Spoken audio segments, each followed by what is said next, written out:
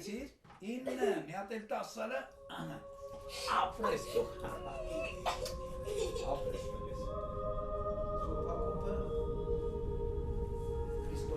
Երջանկության մասին մարդիկ եւ մարդկությունը տարբեր ժամանակներում տարբեր պատկերացումներ է ունեցել։ Ըստ իս երջանկությունը մարդու խաղաղության եւ երանության վիճակն է։ Կատարյալ երջանկությունը մեզ տրվեց ինչպես մեր Տեր Հիսուս Քրիստոսով։ Մեր Տեր Հիսուս Քրիստոսի ծննդյամբ մեզ շնորհվեց ճշմարտությունը, երջանկությունը, կյանքը, փրկությունը, ամեն ինչ, իմաստը մարդկային կյանքի, այնպես որ Սուրբ Ծննդով մեզ շնորհվեց մեր երջանկությունը, Սուրբ Ծննդով դրվեց մարդկային երջանկության սկիզբը, որը ավարտվեց Գողգոթայի վրա խաչելությամբ եւ Քրիստոսի հարությամբ։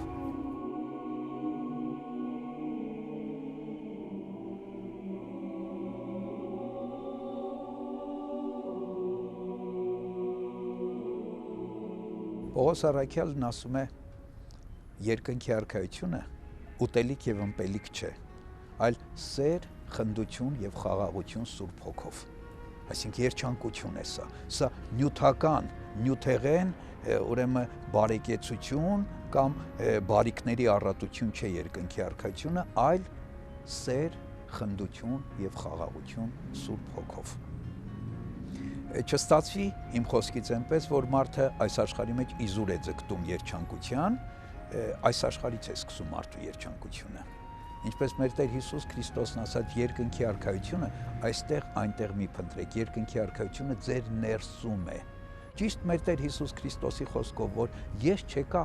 որպեսզի ծառայություն ընդունեմ, որպեսզի ինձ սպասավորեն, ես ինքս եկա որպես սպասավոր եւ որպես ծառա մարդկանց։ Եվ սա է երջանկության վիճակը։ Մարդը ծառայելով, սպասավորելով է, որ ինքը կարող է երջանկանալ։ Այսինքն մարդը ուրիշներին երջանկացնելով է, որ կարող է երջանկանալ, իսկ սրա անուն ինչ է սեր։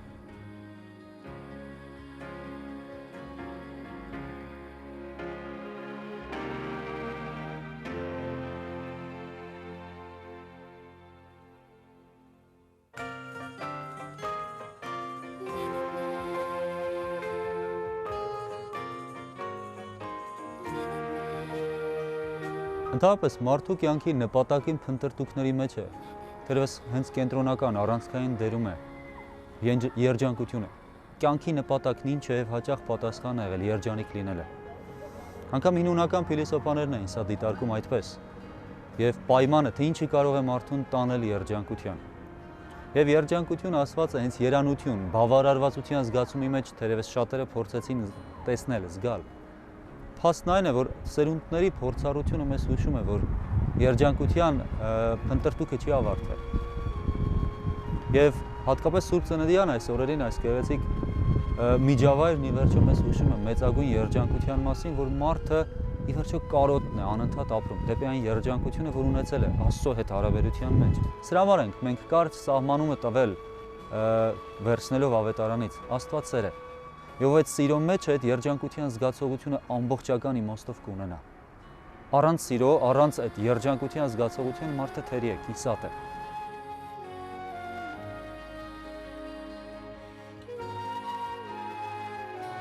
Սիրո եւ երջանկության մասին երբ խոսում ենք, ամեն մեկիս կյանքում մենք յուրովի հիշում ենք մարդիկ, դեպքեր, որոնք մեզ երջանիկ են դարձրել։ Եվ կոնկրետ ինձ համար իմ դիտարկմամբ, այսինքն թեկուզ հետադարձ հայացքով, դերևս կիսատ անցած կյանքի այս ճանապարհով այս բոլորը Աստծո խնամքի տեսակներ եմ դիտարկել։ Կլինեն ընկերները, կլինեն մարդիկ, ովքեր պատահական թե իրոք ծրագրված կերպով իմ կյանքում հայտնվել են։ Ընտանիքը, որ ունեմ, եկեղեցին, որ ի վերջո որ նվիրվեց մի տեսակ եւ Աստծո այն գերագույն օրհնությունը, որ ամեն օր վայելում ենք։ Այս բոլոր Աստծո սիրո թարգմանություններն են մեր կյանքում, յուրովի։ Աստծո սերը պարզ է ինչպես ինքը Աստված։ Եվ այդ սիրո մեջ գերագույն կերպով արտահայտում է զոհողությունը։ Ինձ համար հայտնաբերություն էր, երբ սիրո տեսակների մեջ զոհողության սիրո տեսակը ճանաչեցի։ Եվ սա ինձ համար մեծագույն կերպով խոստովանությունն է առանց խոսքերի։ Եվ հետո որ մեր միակ թերևս պարտականությունն է մնում այդ սերը հնարավորինս բաժանել, կիսել։ Այն օրինակը, որ Քրիստոս է տվել, մեր կյանքով օրինակել նաև ուրիշներին։ Եվ դրանով շնորհակալություն հայտնել այդ սիրո համար։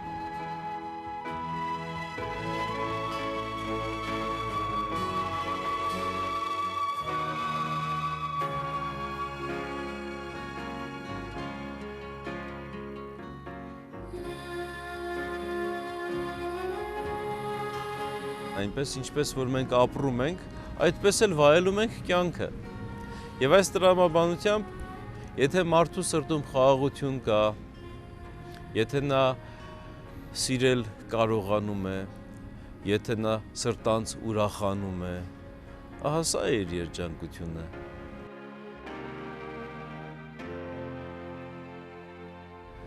Երջանկությունը անձը նվիրելու, կյանքը նվիրելու, անձը զոհելու կարողության մեջ է։ Եվ բնական է, որ հոգևոր ծառայության ընթացքում այս միտումները իհարկե կան, որովհետև այն ամեն խոսքը, որ քարոզների ընթացքում խոսում ենք հոգևոր ծառայության մեջ, եւ նաեւ աղոթական օգնությունը, հովվական ծառայությունը Քրիստոսի հավատացյալներին նպաստում է իմ երջանկության։ Եվ այս հոգևոր ծառայության ընթացքում երջանիկ եմ ես, որովհետև տեսնում եմ, որ այս ծառայությունը նպաստում է մարդկանց մեղքերի ազատագրման եւ նաեւ իհարկե իմ մեղքերի քավության համար։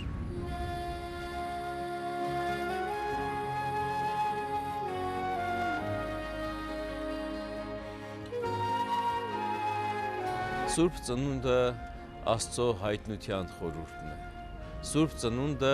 մեր կյանքի հայտնության խորհուրդն է։ Սուրբ ծնունդը մեր վերածննդյան խորհուրդն է։ Եվ եթե կան մեր մեջ երջանկության հնարավորություններ, դրանք Աստծուց հեռու չեն։ Աստված ինքն է տվել մեզ այդ հնարավորությունները, բայց այդ հնարավորություններից գերագույնն այն է, որ մենք այսօր Աստծո հետ հաղորդվելու հնարավորություն եւ կարողություն ունենք։ Դա Աստծո տված մեծ շնորհն է, որովհետեւ այն տեղի ունեցավ Սուրբ Ծննդյան խորհրդի մեջ։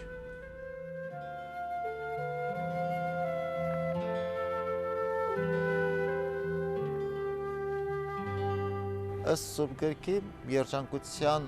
հստակ բանաձև մենք մեզ համար դժվար թե կարողանանք ընդգծել եւ ձևավորել, որովհետեւ ամբողջ Սուրբ գիրքը մեզ բացատրում է կարծես թե հենց երջանկության խորհուրդը, սակայն Քրիստոս բազմաթիվ անգամ եւ իր իսկ օրինակով մեզ սովորեցրեց, որ երջանկության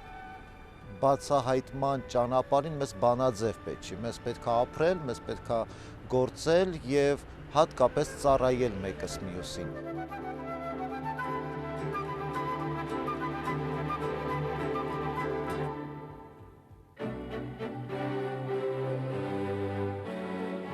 Ծառայության համար ամենակարևոր պայմանը սերն է, որը ընդգծվում է կրկին Սուրբ գրքի մեջ եւ հատկապես Քրիստոսի օրինակով, որովհետեւ առանց սիրո ծառայությունը դառնում է մեխանիկորեն կատարվող մի բան։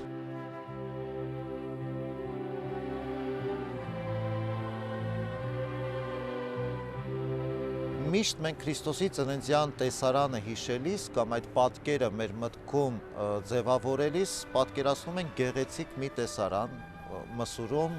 մանուկ Հիսուս ծնողների, կենդանիների, մոգերի, հովիվների ներկայությամբ հեքիաթային մի պատկեր ենք մենք տեսնում, բայց այդ հեքիաթային պատկերի մեջ կար շատ լուրջ ողբերգություն, այն որ Աստված ծնվեց եւ եկավ աշխարհ ու դրա մասին ոչ մեկ չիմացավ։ Մոգերը հերվից իմացան մանուկ Հիսուսի ծննդյան վայրը, բայց Քրիստոսի Բեթղեմյան մսուրին մոտ ապրող մարդիկ երբեք չկարողացան նկատել ու տեսնել, որ փրկիչը ծնվեց եւ եկավ աշխարհ։ Նույն բանը մեր կյանքում է այսօր, երբ որ մեր կողքին է Աստված, մեր կողքին անընդհատ Աստծո ներկայության հստակ իրողությունը կա, բայց մենք Աստծո շատ հեռուներում ենք փնտրում։ Ստանալ ողորմությունը եւ լինել Աստվածահաճո եւ բարեվաստակ մարդիկ, գործակցությամբ մեր Տեր Հիսուս Քրիստոսի։ Աստծո սերը իրականում մարդկանց ցույց տվեց, որ հնարավոր է հաղթել աշխարհի եւ մարդկային այդ անտարբերությունը, եթե մարդը իրապես կարողանում է խոնարհվել եւ ծառայել մեկը մյուսին։ Հետևաբար Քրիստոսի խոնարհումը, աշխարհ գալը, Սուրբ Ծննդյան խորհրդի մեջ հստակ օրինակ է ծառայության։ Աստված եկավ աշխարհ ծառայելու եւ իր երջանկությունը, իր ուրախությունը, իր սերը Քրիստոս դրսևորեց այդ զոհաբերվող խորհրդի մեջ, Սուրբ Ծննդյան զոհաբերվող սիրո մեջ եւ դա որպես օրինակ տվեց մեզ յուրաքանչյուրիս։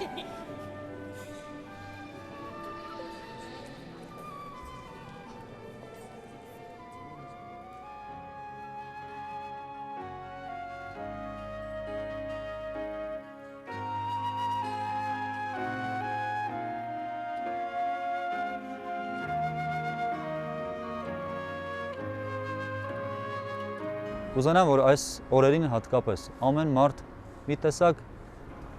Աստծո Սուրբ Հոգու, այսպես թեթև թռիչք է իր հոգում զգա։ Իր հոգու երկնակամարը մի պահ լցվի հրեշտակներով։ Մի պահ իր ներսն էլ դառնա մսուր, որտեղ Քրիստոս է ծնվում։ Եվ ներքին ուրախություն ունենա, այն ուրախությունից ճայթող, որը ներամփոփ չէ, այլ դուրս դեպի հորդող ուրախություն։ Եվ այս դեպքում ամեն մեկս դառնում ենք փոքր հայելի, որ անդրադարձնում է Աստծուն։ Եվ Քրիստոսի սիրո ավետիսը մենք փոխանցում ենք ասելով. Քրիստոս ծնավ եւ հայտնեցավ։ Թող մեր ամեն մեկից ներսում իրոք ծնի Քրիստոս, ծնվի, հայտնվի եւ մենք տեսնենք, զգանք իրեն ու զգանք այդ սերը, որով սիրեց ու անվերջանալի կերպով սիրեց Աստված մարդկանց։ Խաղաղություն լինի մեզ բոլորիս։ Վաղուց ի վեր քրիստոնյա աշխարհում ընդունված է Սուրբ Ծնունդը համարել բարին գործելու, բարեգործության, մարդասիրության, ողորմության, սիրո արտահայտության լավագույն առիթ։ Եվ հիմա էլ այս Սուրբ Ծնունդը մեզ համար առիթ է, որպեսզի մենք աղոթքով հայցենք Տիրոջ շնորհը, լույսը, ողորմությունը, գութն ու մարդասիրությունը մեր կյանքերի համար, որպեսզի մեր կյանքերից մենք էլ արտացոլենք մեր շրջապատի մեջ, երջանկացնենք մեր շրջապատի մարդկանց, որպեսզի դրանով մենք երջանկանանք։ Քրիստոս ծնավ եւ հայտնեցավ։ Օրհնյալ է հայտնությունը Քրիստոսի։ Մեզ եւ ձեզ մեծ ավետիս։